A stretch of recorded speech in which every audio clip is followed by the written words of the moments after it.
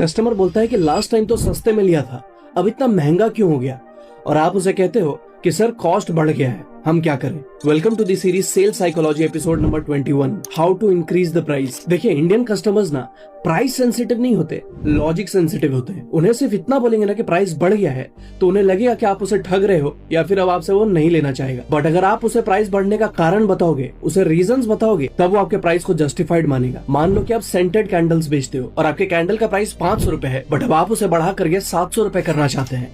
But आप घबरा रहे हैं कि कस्टमर शायद फिर ना ले, या फिर कहेगा कि पहले तो 500 में था, अब 700 में क्यों? बिना किसी परफॉर्मेंस या फिर एक्सपीरियंस अपग्रेड के आप प्राइस बढ़ाएंगे तो सामने वाले को महंगा लगेगा ही, और ये एक गलत स्ट्रैटेजी है। बल्कि आप उसी कैंडल्स के साथ एक पैकेज बना करके एक बंडल बनाइए, जिसमें कि सैशेस भी रख दीजिए, या फिर कुछ टेस्टर सैंपल्स रख दीजिए, या फिर एक छोटा सा ग्लास का जार ऐड कर दीजिए, जिसमें कि आपको मोटा मोटा खर्चा 50 रुपए बढ़ेगा, बट तब जाकर के अगर आप 700 रुपए में बेचोगे तो सामने वाले को जस्टिफाइड लगेगा कि 500 रुपए से 700 रुपए क्यों हुआ, उसे वो पता चलेगा, क्योंकि अब आपके पैकेज में कुछ अपग्रेड हुआ है। इसका मतलब उसके एक्सपीरियंस में भी अपग्रेड हुआ है। अब मैं आपको कुछ एक्शनेबल स्टेप्स बताना चाहता हूं, जिससे कि आपको अपना प्राइस बढ़ाने के लिए आसानी हो। स्टेप 1, रेट बढ़ाने से पहले अपग्रेड डिसाइड करो। सिर्फ प्राइस मत बढ़ाओ, कुछ विजिबल या फिर एक्सपीरियंशियल अपग्रेड करो, जैसे कि faster service, better packaging, extra support, cleaner process या फिर प्रायोरिटी हैंडलिंग। स्टेप 2, रीजन को प्राइस से पहले बताओ, जैसे कि ये गलत तरीका है कि 400 रुपए अब इसका हो गया है क्योंकि सर्विस अपग्रेड हुई है। बल्कि आप उसे ऐसे बताइए कि अब हम ये सर्विसेज ऐड कर रहे हैं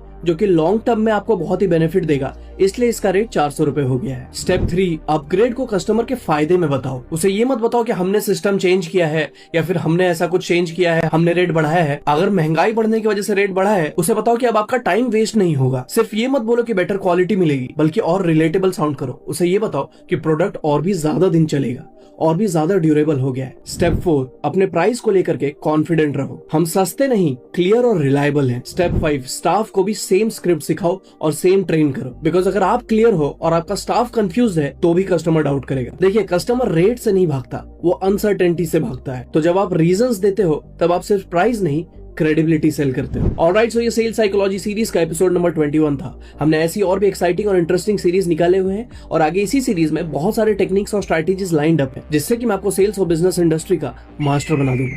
बट उसके लिए आपको मुझे फॉलो करना पड़ेगा। और अगर आप सेल्स को डिटेल में सीखना चाहते हैं और अपने आप को एक सेल्समैन से सेल्स मास्टर में ट्रांसफॉर्म करना चाहते हैं, तो